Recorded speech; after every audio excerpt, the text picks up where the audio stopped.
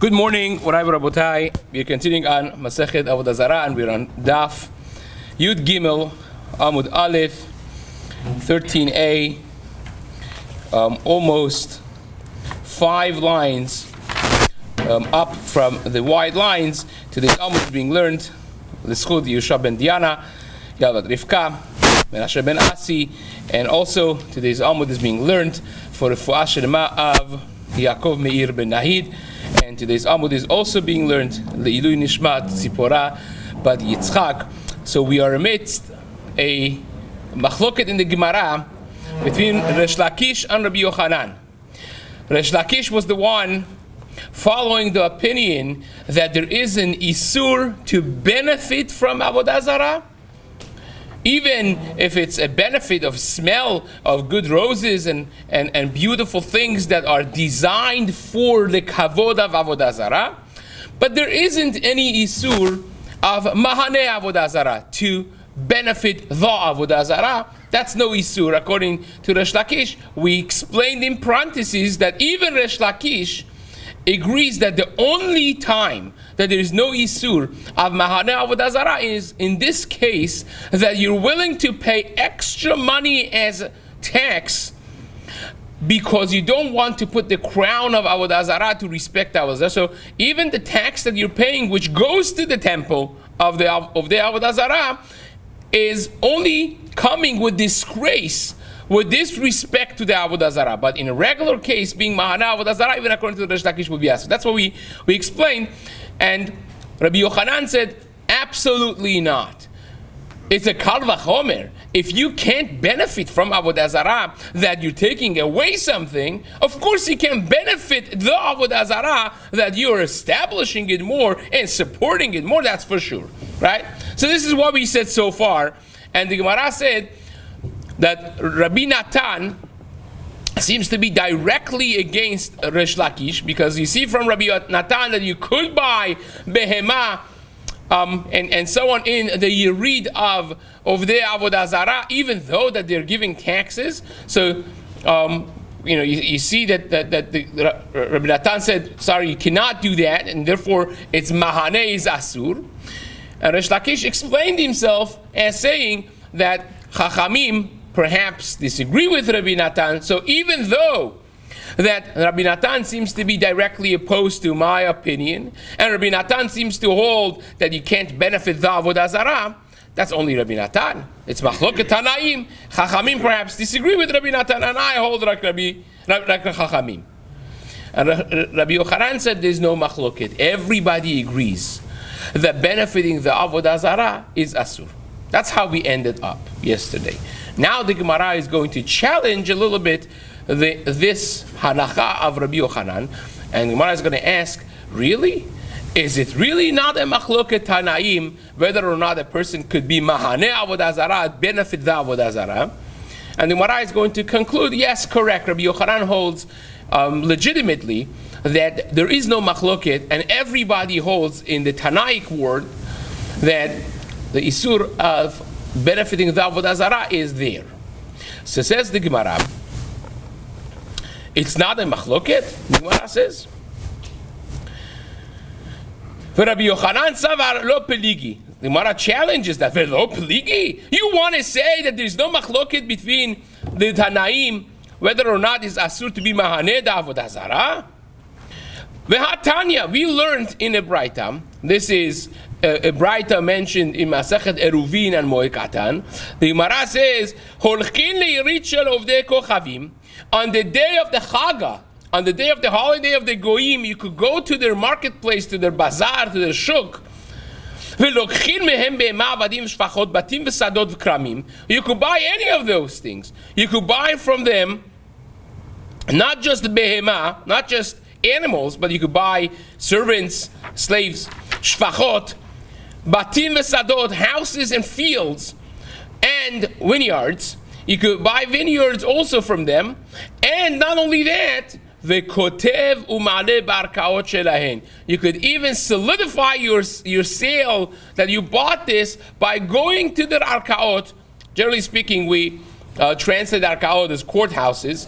But there back then, perhaps the setup was a little bit different. It was the Gdoleh, Romi, and so on, that they would sit and they would document everything with edim, with witnesses, and so on. This way, if later on someone comes and is me'arer, says, who says you bought this? You have a documentation from the Roman authorities, from the Goyish court, even though that normally going to Arkaot of Akum would be Asur, because you're giving kavod and glory on the day of the Chag, on the day of the Chaga of the Goyim, by going to them. I say, oh, look, the Jews that have their own Sanhedrin, their own Bet Din, they even need to come to us. That's geschmack. But we're not choshesh that they're going to go and serve and thank their Avodah Zarah for that, because this is an important thing. In other words, this Braita in Eruvin and Moed is discussing things that we bend, laws that we bend, for the importance of solidifying your finances when you need to be able to prove that you bought this item, whether it is Revet v'Shivcha, whether it's a land, a house, a field, a vineyard. You have to solidify it, so therefore we allow you to do things that we would normally not allow you. Normally it would be problematic to go to Arkaot Shel Goyim, but here we allow you to do. You think that's a big chidush? Says the Braita, even much more so than that. The Braita says, "Mipenei shehu kematzil mi'adam," because you are saving your property from their hand by doing this, and therefore we let you bend the rules, so to speak. And not only that, even if the Israel is a Kohen, right? Even if the Jew is a Kohen, that you can't be metameh yourself. And we spoke already many times that there was a Isur Darabanan placed on Chutz La'aretz, right? That you go, it's asur to go out of Eretz Yisrael for a Kohen, because there was a Tum'ah Darabanan announced on the lands of Chutz La'aretz.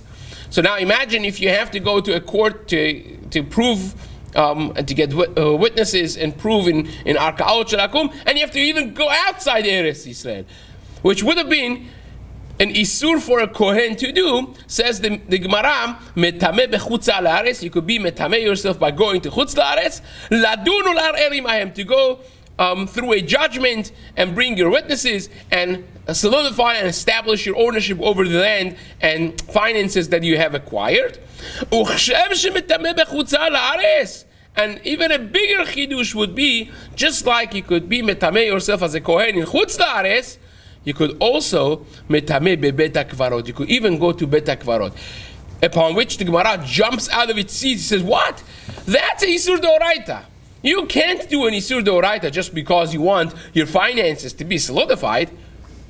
That you cannot do. And for a Kohen to go into bet hakvarot is a Isur D'Oraita. So says the Gemara, bet hakvarot sarkadatach, first wide line. That's Tumah D'Oraita. It's a Tumah in a biblical level. It's for sure not the case. Ela, the Gemara says, no. Bet HaKvarot doesn't mean a regular cemetery, but rather it means Bet HaPras D'Rabanan. It's referring to a Bet HaPras. Now, what's a Bet HaPras? We spoke about this once before. The Mishnah in Alod, in Perek Yud Zayin, Mishnah Aleph explains that there was a Gezerah D'Rabanan placed on a land that used to have a kever, used to have a grave in it, and the land was plowed by mistake. Now, so you have this kever that the bones of a dead body are buried in there. When you plow it, and back in the time was not like nowadays that you dig like 6 foot down. It would be like a few inches, and then they would bury. And the actual body was sitting few inches below the surface of the land. That's how it was. So if you plowed a land that had a kever inside, it was very likely that the plow would break through the bones, especially if it was an older thing, and the bones would be dragged with the plow throughout the land that you plowed. And until me'a'ama, right? Me'a'ama, which is 70,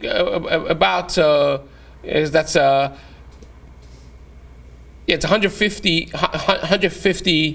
feet away, around where the kever was. Imagine if you know the kever was here, that would be 150 feet from it in radius, would be the area that would be considered bet pras. Because what's the chashash? The chashash is, if you walk over a piece of bone of a dead body, nothing really happens. There's no tumat ohel on es etzem keseora. When you have a bone that's small, like the size of a barley, that's not a problem. If it was a big bone, you would see it. But small bones could be broken pieces of small bones all over the place. That walking over it is not a problem. But there is another problem. There is a tum'ah of maga umasa, touching and carrying, that would make you tameh. If you touch a bone, even etzem kaseora, directly touch it, you would become tameh. If you would pass over it, nothing would happen. If you would carry it or move it, even indirectly, that would be hasata, that would be the tum'at masa, also the kohen would be tameh. Now imagine if you're walking as a kohen on top of this area of the 300 feet diameter, right, circle, that's called bet pras, so to speak, right? You're passing over it, and you step on a place that would move etzem kasora, a small piece of thing, that would be a tum'ah for that kohen, even though they directly didn't touch anything, but he moved, he was mesit etzem kasora. So therefore, it's a isur derabanan, because the chashash, nobody knows if they for sure moved the bones and there's a bone there. So it's a isur derabanan. It's not like entering a bet hakvarot, that's a for sure isur. Over here is a isur derabanan of maybe moving a bone. So that Chachamim allowed for this Kohen to do, if that's the only path you could take, to go to Arkaot Shel Goyim. That's the only path goes through this Bet HaPras, for you to go and to be able to bring your witnesses and prove your ownership over this sadeh, or this bayit or vineyard that you bought. They allowed you to pass through that. So we bend the rules by going to Arkaot of the Goyim. We bend the rules by allowing a Kohen to go to Chutz La'aretz, which normally speaking would be Asur. And we all even allow him to go into a Bet HaPras, which normally would be Asur for a Kohen to go because of Chashash, of Tum'ah. And here will be Mutar. So says the Gemara, not only that, but we allow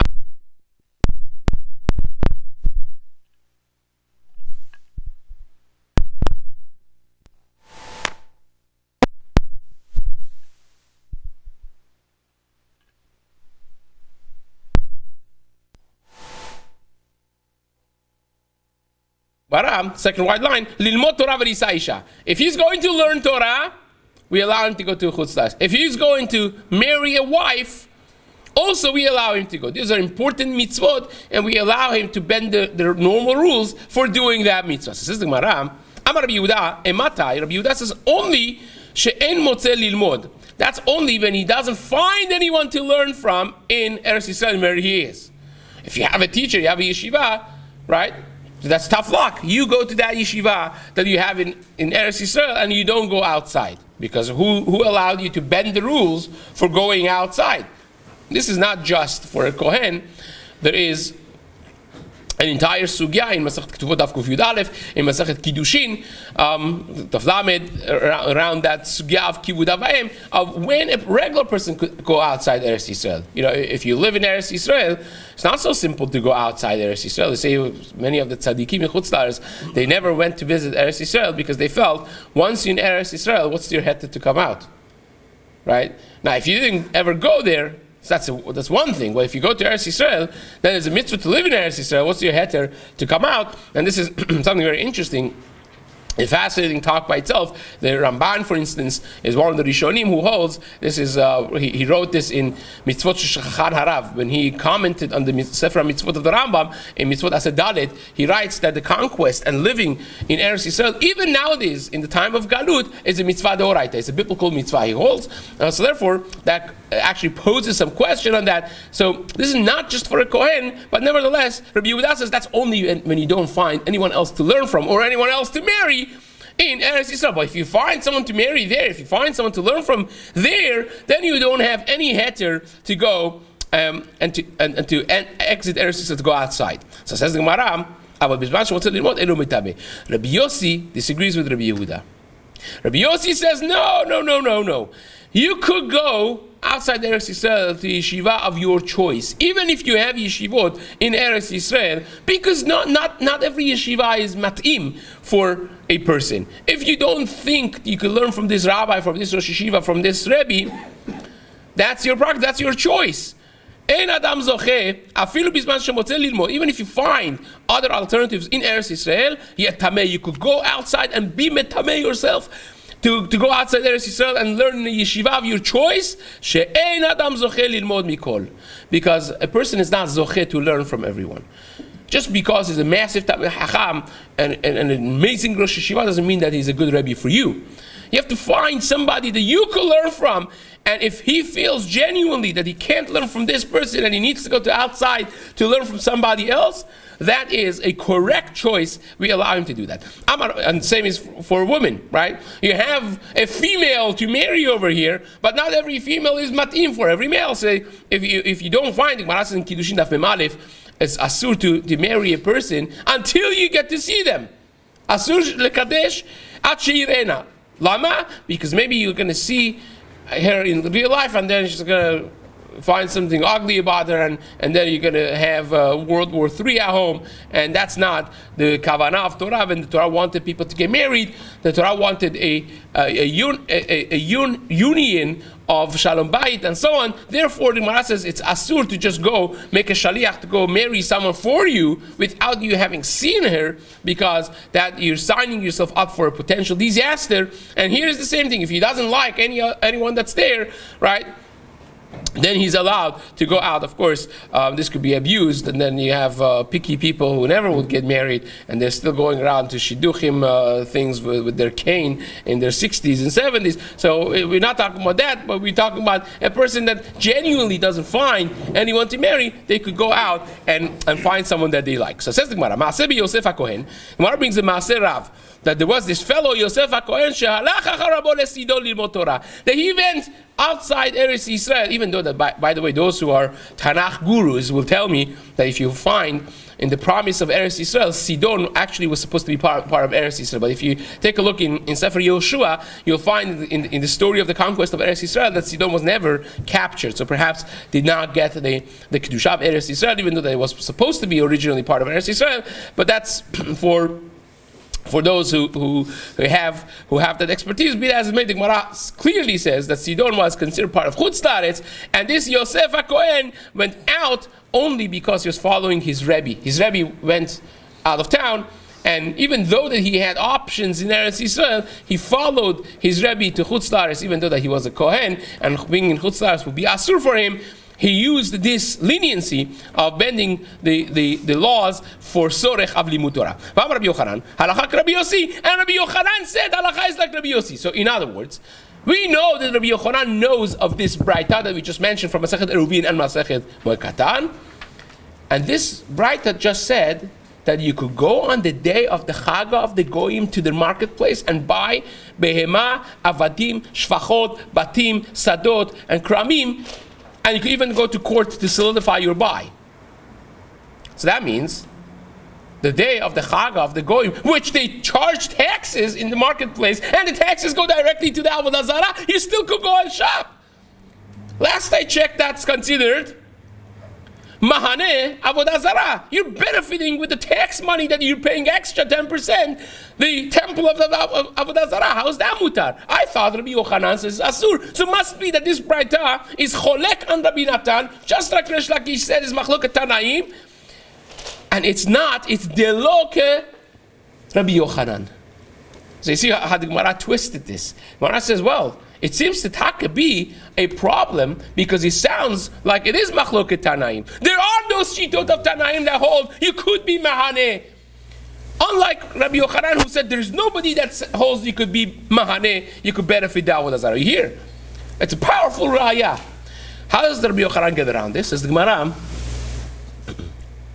Alma pligi. Amar Rabbi Yochanan. Rabbi Yochanan will tell you, no. Leolam lo pligi. For sure it's not a machloket. You know what the pshat is? Velo kasha. Kan velokach min hatagar de shakli michsa mine. Kan velokach mi balabayit de lo shakli michsa mine. It depends if you're buying from a marketplace or from a private citizen. In marketplace, they're on top of the game, and stores, officials, police, and they're on top of the sales, and you pay sales tax to Avodah Zarah.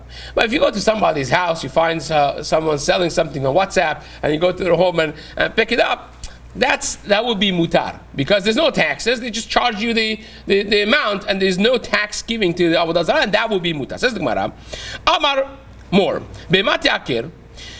We spoke in the Braita before in Rabbi Natan. Rabbi Natan said, if you bought on the day of the Chag of the Goyim from them, if you bought a Bema, Ta'akir, you have to cut off the bottom part of their feet, right? Because you can't have any benefit from them. Gemara says, wait a second. We spoke about this before, right? There's a whole sugya in Masach Ba Metziyad Daf Lamed Bet. Then it's Machloket Tanaim. If Sar Bar Chaim is Deoraita or Drabanan, everyone says it's Asur, that's for sure. Seems to be that the Maskara of the Gemara there is Deoraita. But nevertheless, the Tosafot here deals with both Shitas over there, if it's Deoraita or Drabanan. But Bilas is based, Sar Bar Chaim is Isur. How in the world you have a Takara Drabanan? The Chachamim themselves tell you, if you did this, you have to cut off his foot. You're inflicting pain on the poor animal. Where do you have precedent for that in the Torah, that you could inflict pain on an animal because someone did something wrong? Says the Gemara, we have precedent.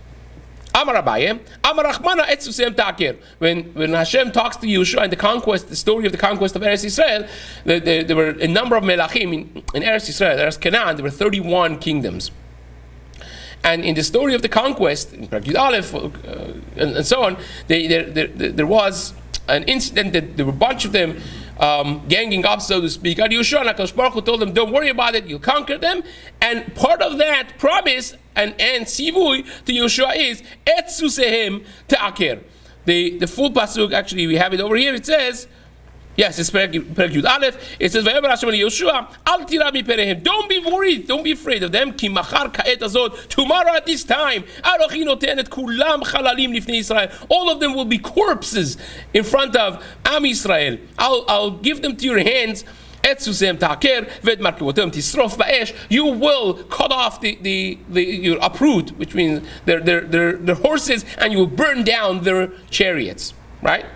So you see, that's precedent. HaKadosh Baruch Hu said, in order to diminish Avodah Zarah, you could even inflict pain on things. And here is a story of diminishing Avodah Zarah. So we learn the concept from the precedent mentioned in Sefer Yoshua, right? Now, this is, again, simply overly simplified. If you hold that the Isur is Doraita, according to those Tanaim, it's a little bit more complicated, which the Tosafot deals with it, but not for now. Says the Gemara, Amar more. Ikur. What is considered ikur? Why you uprooted the horse? What do you mean you uproot the horse? How do you do that? You cut off the bottom piece of their feet. Says Gemara, or minhu. How can you do that? En makdishin, ve'en macharimin, en ma'arechin bizman hazeh. There is a Gemara in Masechet Yuma Daf Samech Vav that talks about nowadays that we don't have the Beit HaMikdash. Can you make something hekdesh? It's a big problem. Because in the time of the Beit HaMikdash, when you made something hekdesh, it went directly, if it was considered something that could go on top of the Mizbeach, then it would be Kodshe Mizbeach. If it wasn't, if you would want to take an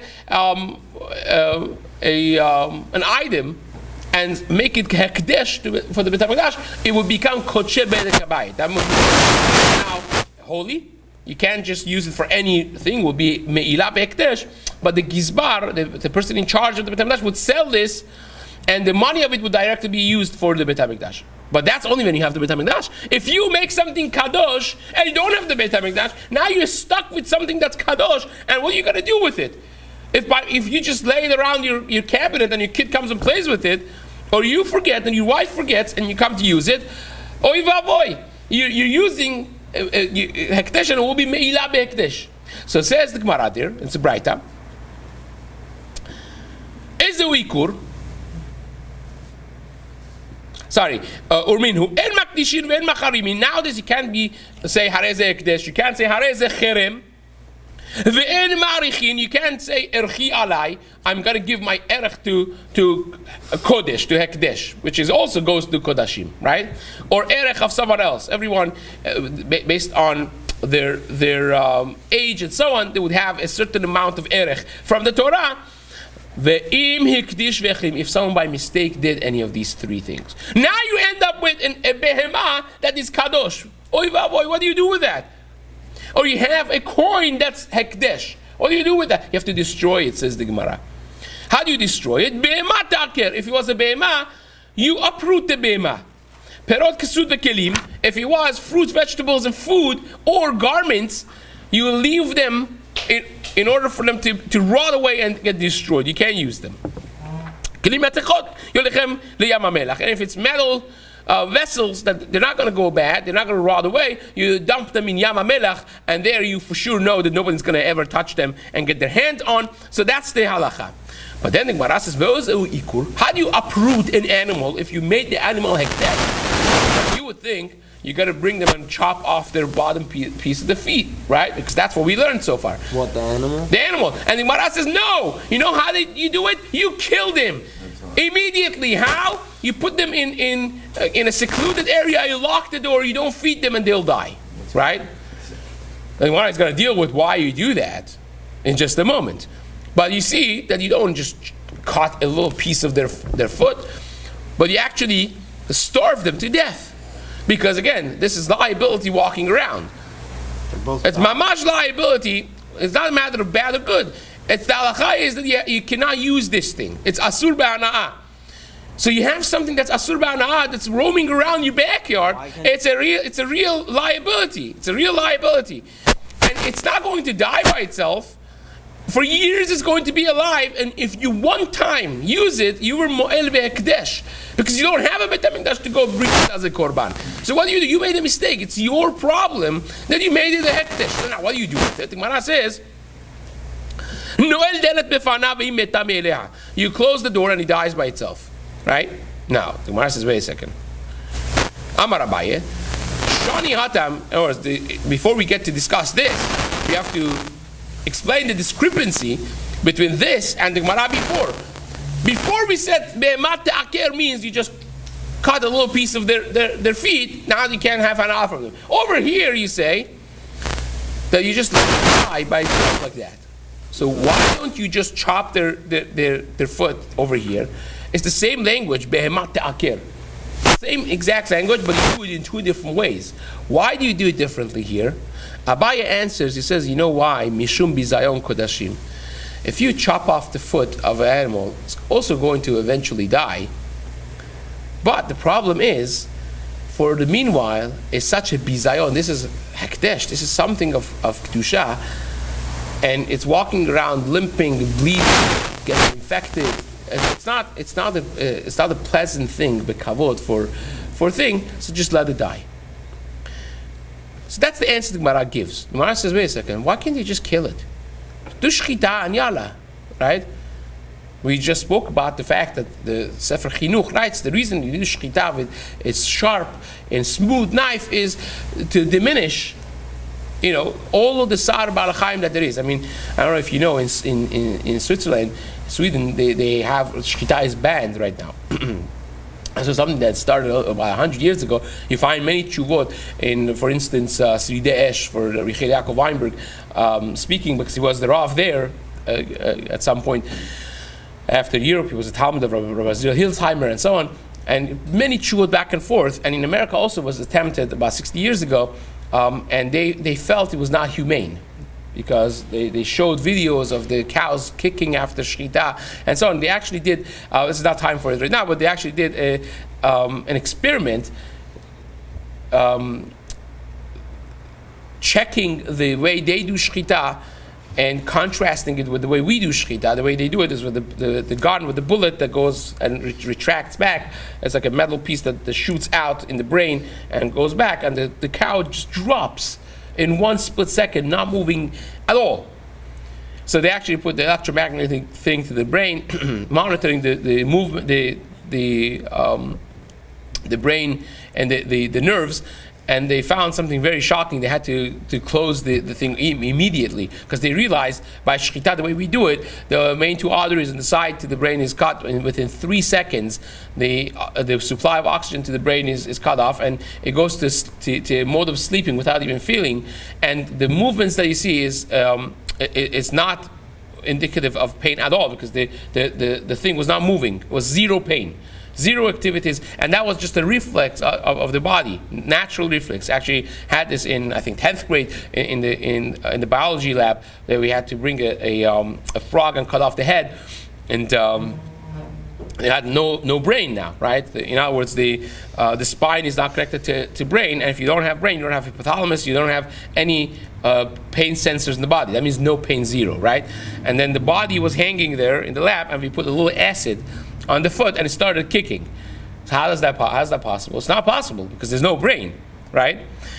And that's the proof that the cells, the nerves, have two different reactions. One is reacting to the things, the messages sent from hypothalamus, and the other one is natural reflex, without any pain. Just they react to heat, to acid, to burning sense, and so on and so forth, which is an amazing thing.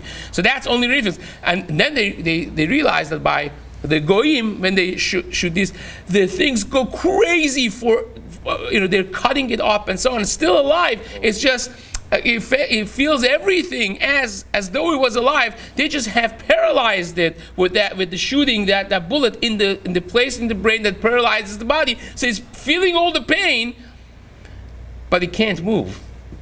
So that they closed down the thing immediately, and Baruch Hashem, it didn't become banned in here. But again, this is to diminish and minimize the pain of Baal Chaim. So why don't you just do shechita?